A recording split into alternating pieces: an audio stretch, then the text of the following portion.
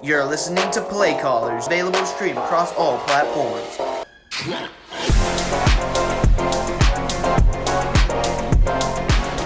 Hello everyone and welcome to Season 2, Episode 1 of Playcallers Podcast. Today we will be interviewing baseball coach, Coach Tommy Carter. And Coach, how you doing on this beautiful Monday morning? Doing great, Reese. I appreciate you having me, and just look forward to had a great school year so far. Just look forward to it. So. Well, basically the way this is going to work, Coach, is I'm going to ask my questions, and then my co-host Charlie McGowan's going to ask his questions, and then I'll just outro the podcast. So I'm just going to go ahead and get started here. Coach, new baseball coach for Auburn High this season. Big expectations for you on the Plains. And honestly, what are your expectations for this season? Well, you're right. It's some big shoes to fill. Following up steps, Coach Simo, and it's exciting, obviously, and different.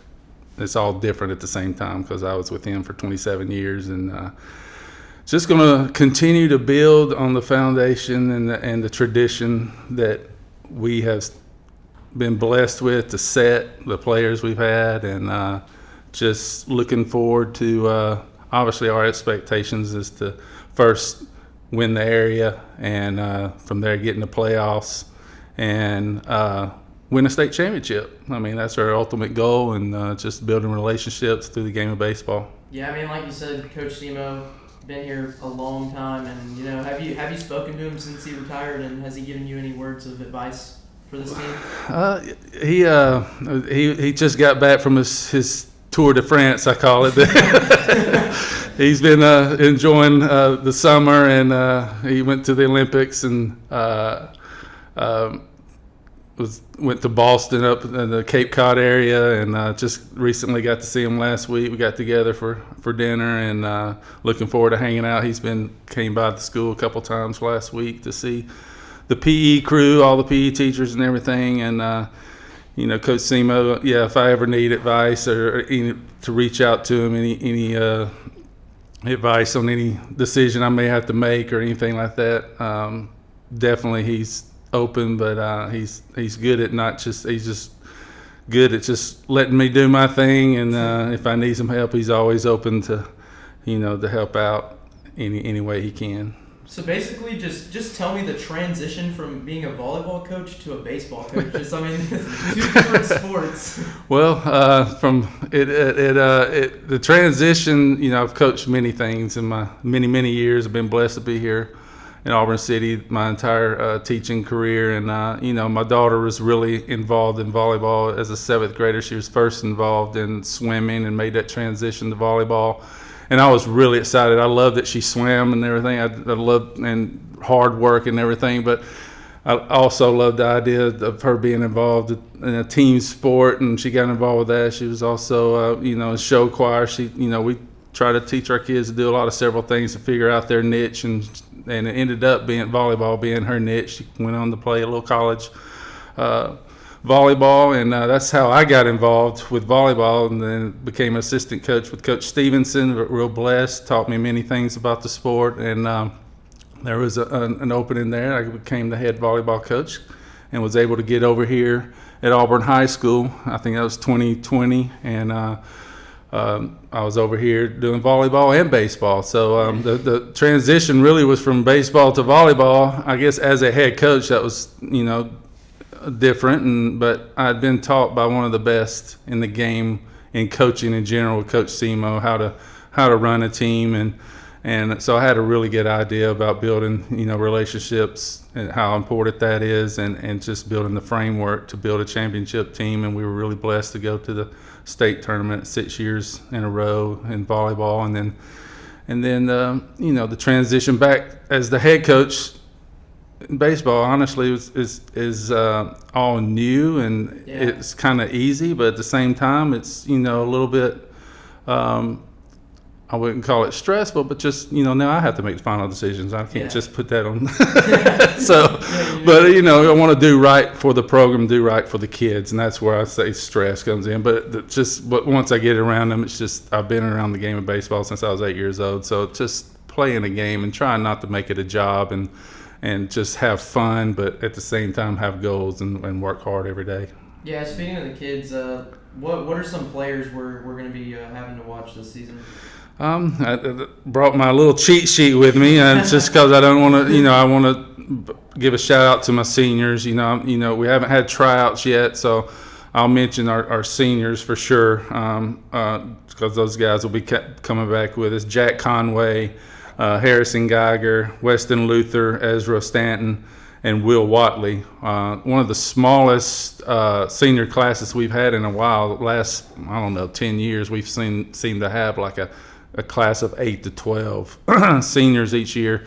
And this year is a smaller group, but a group that works hard. And unfortunately, Harrison Geiger had UCL surgery about a week ago, and he was expected to be our number one guy on the hill. He had a great season as a junior.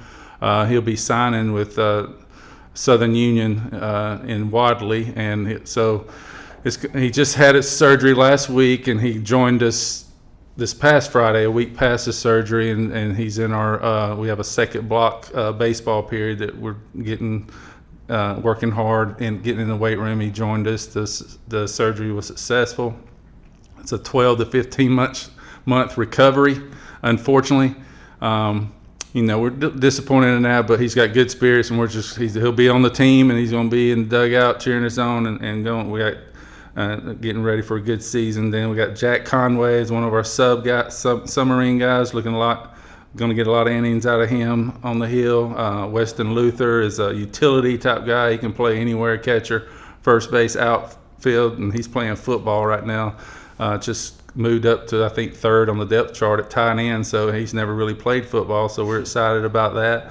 Ezra Stanton, expecting a lot out of him. I call him the Greg Maddux of high school baseball. If he could just throw strikes, he'll have good stuff. He got roughed up a little bit early in the season last year, but we expect good things out of him. He had a good summer, and then Will Watley, he's an outfielder guy for us, and probably right now will probably be, if I was to say we had a number one pitcher right now, he'll be our number one guy on the hill right now. So we're excited about that senior class.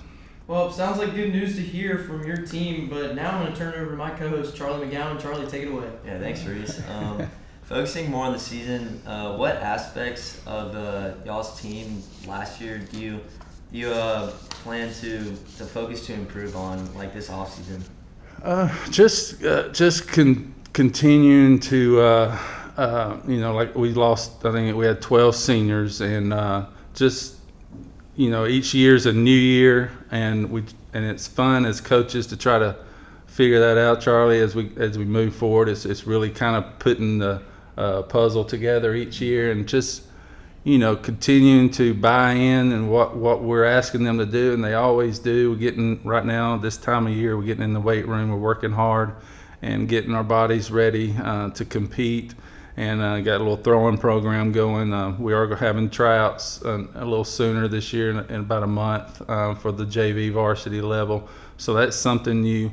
But we've always preached to our kids to, when we get out there, we're always going full speed, working hard, paying attention to detail, being a good teammate, showing others you care, showing your teammates you care by doing the right thing on and off the field, and again, working hard, but trying not to make it a job.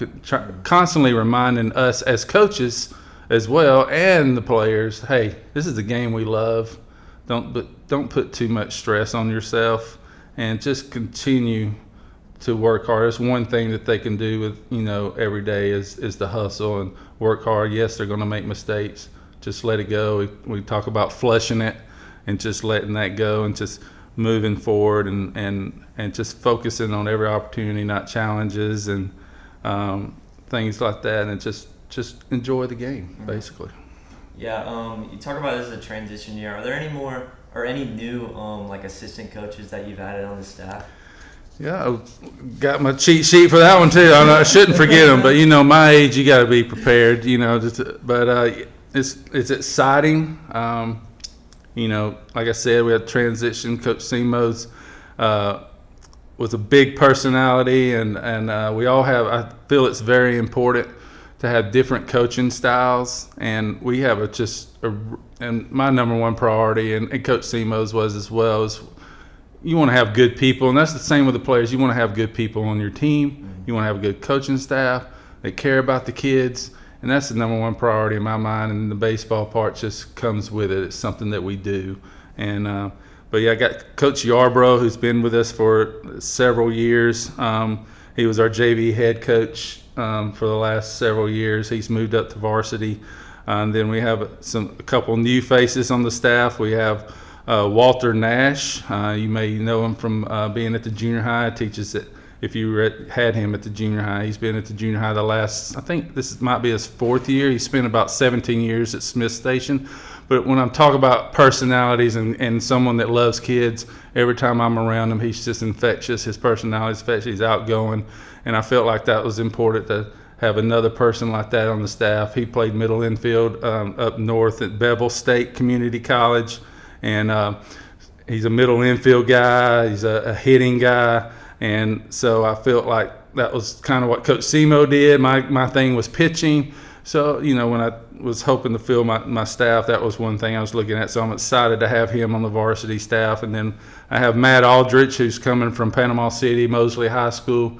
Got to know him when he volunteered with us at 2019 when he came over from Columbus State, where he played, and he was a GA there at Columbus State University. He was an All-American at Darton State before that. He's a pitching guy, so I'm going to hand over my pitching to him, which is really going to be kind of a little tough. So I'm just going to kind of I'm going to oversee things. I'm going to work, obviously, and I'm going to work with the catchers a lot more. And me and him will still work. He said, Coach, we're going to work together on pitching. Don't so we always say that. And so he's going to be calling the pitches for us, and just excited to have him. And, then we got Aaron Stewart, who's been with us. He's here, teaches math at the high school. He's going to be our JV coach. And then Mitchell Lane, coming from the freshman team, going to be assistant coach. And then we have down in the lower levels, 9th grade freshman coach Blake Ramsey, who's the backbone of the lower program, keeping things going there. And then Corey Cotter, who's the assistant 9th grade coach. And then finishing out with Quentin Mosley, head in 8th grade. And then a new face to our program, Bram McGrady, who I've coached volleyball with the last several years. Just a great person from up north, and went to Athens High School. He'll be assistant 8th grade coach. Sweet. To finish this up, what's the most thing you're excited about this upcoming season? Just every year, just excited about the new team. To be honest, just having new faces. Miss, at the end of every season, it's hard to see those seniors go, and but it's exciting to follow them as they move on in their just going to college, whether it be just going to college to get their education, which is number one priority, and also a lot of them are going to play baseball, and then just putting that puzzle together and figuring out the new faces, and obviously just getting to know the kids each and every year more personally, building those relationships. So. I'm good. Well, Coach, it was great to have you on the show. I'm going to ask you 2 more questions actually before you go. Mm-hmm. And this is about Auburn personally. Right. And how would you describe Auburn, and what makes you love Auburn? Oh man, so many things. The best way to describe it is my family. When I was blessed enough to play some professional baseball with the New York Yankees organization, and my wife went to Auburn. Before that, I played at Auburn University, and my wife went to Auburn University. We just always loved the community, what they believe in, and when talking to my wife, when we got married, we wanted to establish ourselves here in Auburn, and that's why we love it so much. We just wanted to be, no matter what, we were going to stay in Auburn. We made a commitment to raise our kids in Auburn, put them through the school system. So we just love the community. Yeah, Auburn's a very good city. Speaking of Auburn, what makes you love Auburn City Schools so much? Oh, just what they believe in. Obviously, first, believing in empowering the kids and trying to help them along to get the education they need to fulfill their dreams and their goals, and just encouraging them each and every day to improve themselves. And obviously being around such great teachers and students like yourselves doing things like this. And it's just a blessing each and every day that sometimes we can take for granted and not realize how good we have it here at Auburn City Schools, and the support from the administration, central office, and the front office, and the athletics office, and just everyone just working together. And family comes to mind, not from my personal family to the extended Auburn City School, Auburn community family. We always feel like that's important, and it's a big thing. That's a lot of times how we start practice, by breaking it down, Auburn family and things like that, and how important that is to remember that and to lift each other up each and every day. Yes, sir. And thank you for joining us on the podcast. Is there anything you want to say to the fans before you go? Just look forward to. I know it seems like it will be here before we know it, but it's still got a little work to do. Just like you said, I think before the interview, you ready for. We're looking forward to supporting the fall sports, cross country, football, volleyball. Had a great weekend last weekend, so we're excited for their first home game coming up Tuesday, and looking forward to seeing everyone come out this spring and support our Auburn High Tigers. Yeah, don't forget to support Auburn High. Last football game was last week, and this weekend, don't forget to tune in for Vestavia Hills football, one of the biggest games of the year. But that is going to do it for episode 1 of Playcallers podcast. Don't forget to check us out on Spotify and YouTube, and thank you guys for watching.